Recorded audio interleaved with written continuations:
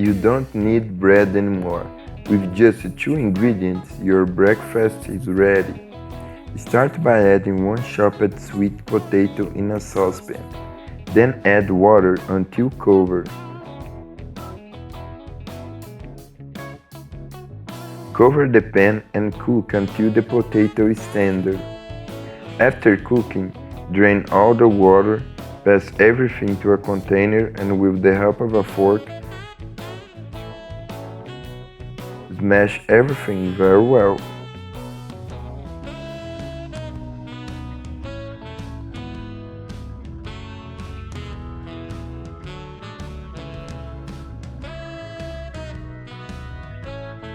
Add 2 eggs and stir until the egg mixes with the potato completely.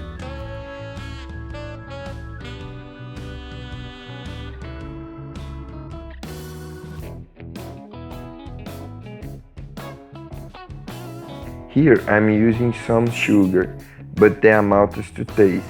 If you prefer, you can also use some honey.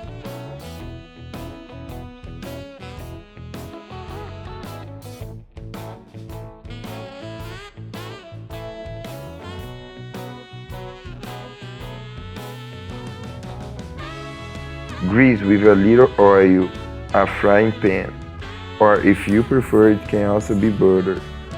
Gradually add the dough, in the shape of dumplings. You can also add in a pancake format, it is according to your preference.